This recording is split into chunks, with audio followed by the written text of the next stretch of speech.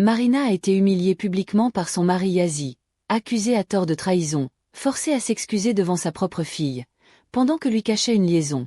Mais au lieu de s'effondrer, elle s'est relevée. Silencieusement, courageusement, elle a rassemblé les preuves, protégé sa fille Mina, repris sa vie en main, et dévoilé la vérité. Son histoire a touché des milliers de cœurs. Pas par vengeance, mais par dignité. Yazzie, désormais brisé par ses propres choix, vit dans l'ombre du regard de sa fille. Et Marina, elle, vit dans la lumière douce de sa paix retrouvée. Parce que parfois, le plus grand cri de victoire, c'est le silence d'une femme debout. Larmes et condamnation. La pluie frappait doucement les vitres de la maison. Marina, 29 ans, tenait entre ses mains une lettre qu'elle n'avait pas écrite. Sur la table, une enveloppe ouverte et un silence pesant. « Lis à voix haute », ordonna Yazzie, son mari, les bras croisés, son regard rempli de colère, ou de honte. Marina tremblait. Le papier lui coupait presque les doigts. Elle lisait. « Je reconnais avoir manqué de respect à mon mari. Je présente mes excuses pour tout comportement qui aurait pu nuire à notre foyer. Je suis fautive. Et je demande pardon. » Sa voix se brisa. Une larme coula. « Plus fort, lança-t-il. Devant ta mère. Devant notre fille. » Sur le canapé, Mina, 6 ans, regardait sa mère sans comprendre, tandis que la belle-mère de Marina fixait la scène avec une froideur qui glaçait les os. Marina murmura. « Yazzie, pourquoi tu me fais ça? Tu sais que ce n'est pas moi. Ce message. Tu as parlé à un homme. Tu l'as regardé. Tu as échangé des messages, n'est-ce pas? C'est une trahison.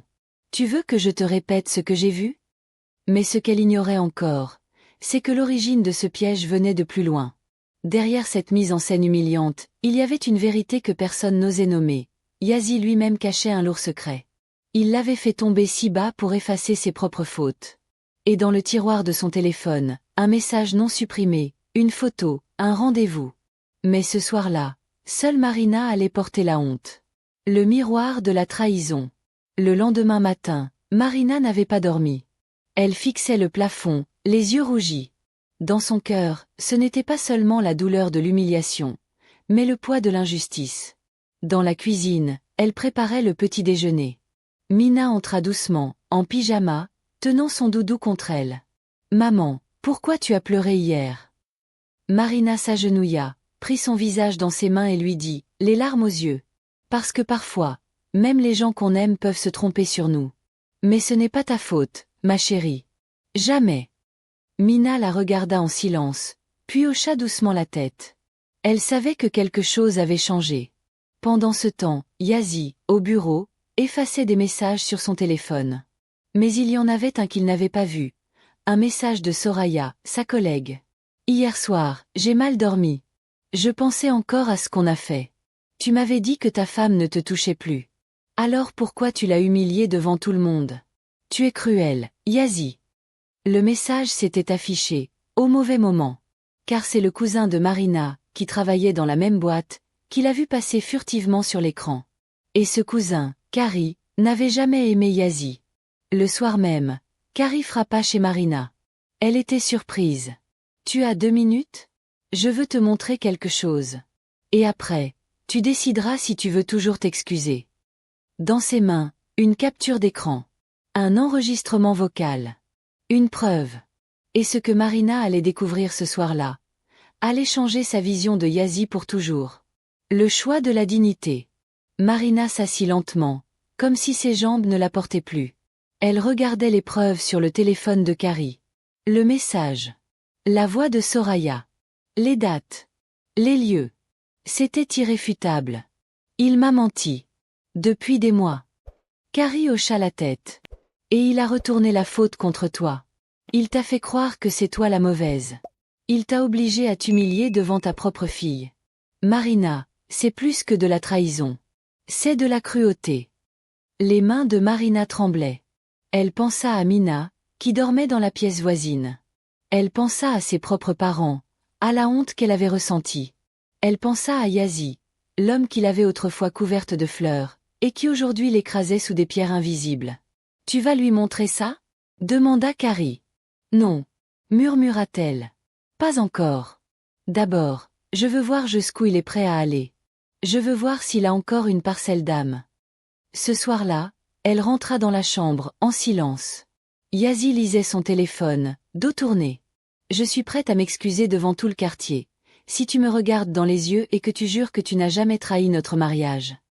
Yazzie leva les yeux, surpris, presque blessé. Tu veux jouer à ça maintenant? Marina, c'est toi qui m'as brisé. Tu m'as rendu froid. C'est ta faute si j'ai dû chercher ailleurs. Enfin, si j'avais cherché, bien sûr. Un sourire douloureux glissa sur les lèvres de Marina. Elle avait sa réponse. Tu viens de parler comme un homme coupable. Elle sortit doucement de la pièce. Mais dans ses yeux, il n'y avait plus de peur. Il y avait une femme en train de se relever. Quand le silence devient une arme. Le lendemain, Marina ne dit pas un mot. Elle prépara Mina pour l'école, nettoya la maison, fit les courses. Tout semblait normal. Mais elle ne regardait plus Yazzie dans les yeux. Chaque silence était un miroir. Chaque geste une barrière. Yazzie, au début, s'en amusa. Tu boudes? Tu veux me faire culpabiliser, c'est ça? Mais Marina ne réagit pas.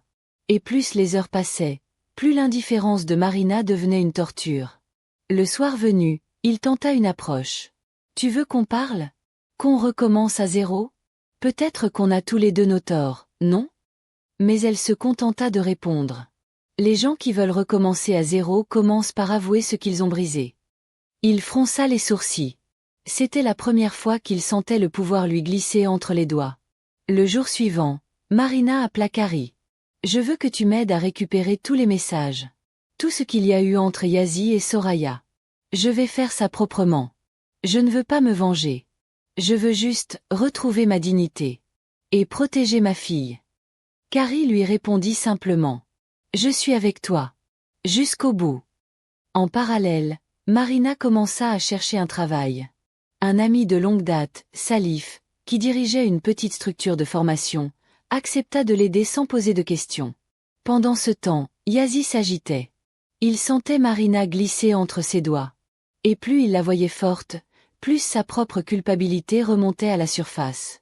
Mais ce qu'il ne savait pas encore, c'est que Marina préparait une sortie silencieuse, mais éclatante. Et cette fois, c'est lui qui allait devoir s'excuser devant tout le monde. L'homme qui perd pied. Yazzie n'était plus lui-même. Depuis quelques jours, son téléphone vibrait sans arrêt, mais ce n'était plus Soraya. C'étaient des collègues, des amis, des voix inquiètes. Yazzie, t'as vu ce qui tourne sur WhatsApp? Ta femme, elle a tout balancé. On t'avait dit d'arrêter avec Soraya. T'as déconné. Son cœur s'accéléra. Il ouvrit l'application. Là, sous ses yeux, des captures d'écran de ses messages avec Soraya. Des messages vocaux. Même une photo où il embrassait Soraya dans le parking. Tout y était. Brut. Sans filtre. Mais ce qui l'acheva, c'était le message qui accompagnait l'épreuve. Avant de juger une femme, regardez qui tient le marteau. Marina. Il lança son téléphone contre le mur. Il suait. Il tremblait.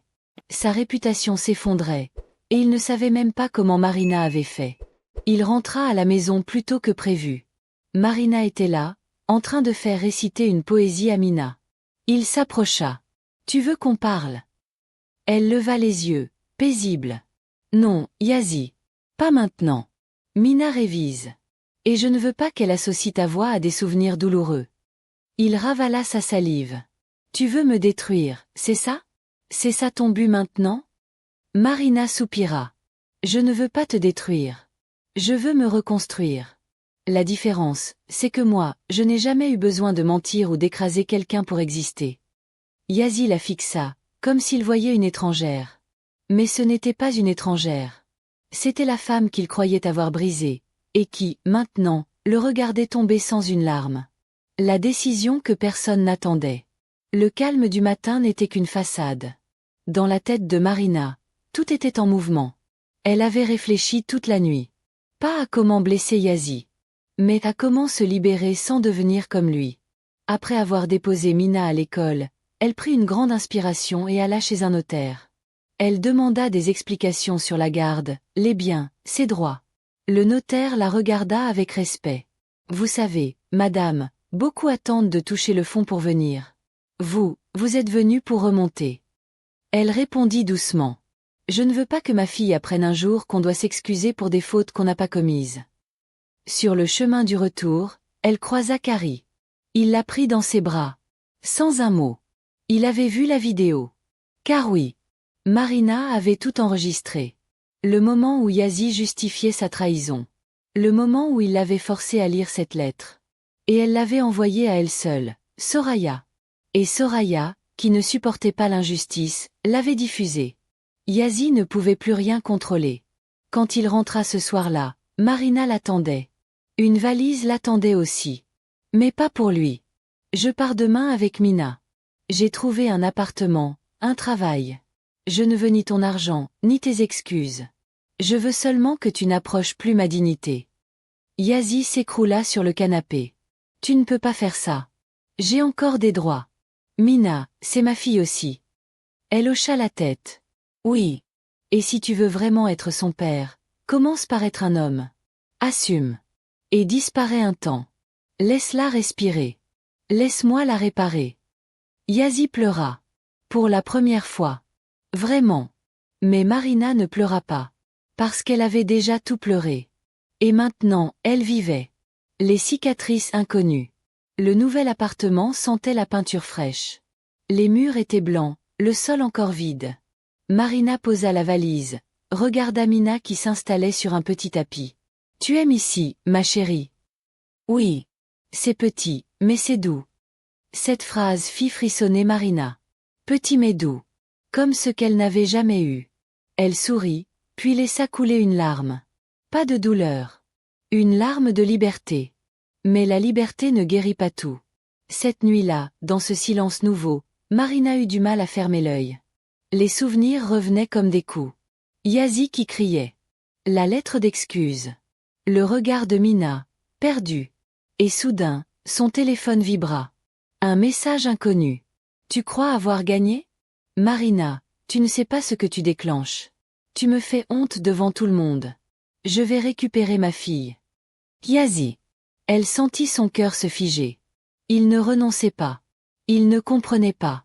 Le lendemain, elle alla voir un avocat. Elle raconta tout. Les preuves, l'enregistrement, les menaces. L'avocat prit une profonde inspiration. Vous avez le droit avec vous. Mais préparez-vous. Un homme qui perd le contrôle devient parfois dangereux. Et en sortant du bureau, Marina reçut un appel de l'école. Madame Marina? Mina a été très agitée aujourd'hui. Elle a dit que son père est venu la voir à la grille et lui a promis qu'elle ne vivrait plus avec vous longtemps. Elle a pleuré. Marina sentit le sol trembler sous ses pieds. La guerre n'était pas terminée. Elle venait juste de commencer. Le bouclier d'une mère. Marina serrait fort Mina dans ses bras. La petite tremblait, ses yeux encore rouges. Maman, il a dit que je ne te reverrai plus jamais. Il avait l'air fâché. Très fâché. Marina sentit sa gorge se nouer. Elle savait ce regard. Ce ton. Ce chantage affectif. Il l'avait utilisé contre elle. Et maintenant contre leur fille. Le soir même, elle alla déposer une plainte officielle pour menaces psychologiques et tentative de manipulation d'un mineur. Le commissaire l'écouta attentivement, relut les messages de Yazzie, et déclara. Madame Marina, ce que vous vivez n'est pas rare, mais vous êtes courageuse. On va lancer une interdiction temporaire d'approche. Vous n'êtes plus seule. Elle remercia, les mains moites mais le regard déterminé. Le lendemain matin, Carrie sonna à sa porte. Il avait tout deviné. Yazzie t'a menacé, pas vrai? Il ne supporte pas que tu existes sans lui. Il veut briser ce qu'il ne peut plus contrôler. Marina hocha la tête. Mais je vais le devancer. Je veux enregistrer une vidéo. Raconter ce qu'il m'a fait. Pas pour la vengeance. Pour la vérité. Pour Mina, plus tard. Pour qu'elle sache qui j'étais vraiment. Carrie installa son téléphone. Marina, assise face caméra, prit une inspiration. Et elle parla. Elle parla des humiliations, des accusations injustes, des menaces, du silence imposé, de la peur et de la honte. Mais surtout, elle parla de sa résurrection. Si un jour ma fille regarde cette vidéo, qu'elle sache une chose, sa mère n'a pas fui. Elle s'est levée. Et elle s'est battue. Pas contre un homme. Mais pour la paix. La vidéo ne devait pas être publique. Mais le destin en décida autrement. Le fichier fuita. Et en moins de 24 heures, elle devint virale. Des femmes de partout envoyèrent des messages. Des mères. Des filles. Des sœurs. Des épouses. Et au milieu de ce tumulte, un homme tomba à genoux devant son écran, seul dans une chambre sombre. Yazi. L'homme qui ne supportait plus son propre reflet.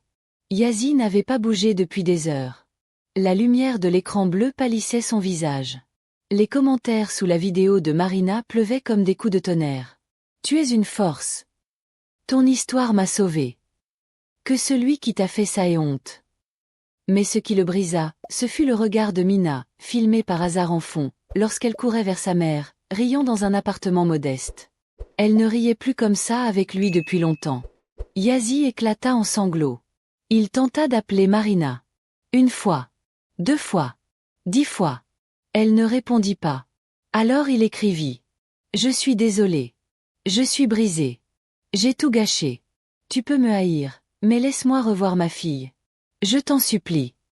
Marina lut le message, et ne sut quoi faire. Ce soir-là, Mina demanda elle-même. Maman, je peux voir papa? Juste 1 fois? Je veux lui dire que ce qu'il a fait, c'était mal. Mais que moi, je suis une fille forte maintenant. Marina sentit son cœur fondre. Elle la regarda, longuement. Puis elle dit. D'accord. Mais je serai là. Et tu parleras en ton nom. Pas pour moi. Pas pour lui. Pour toi. Le lendemain, dans un petit parc, Mina courut vers son père. Elle s'arrêta à quelques pas. Le regarda.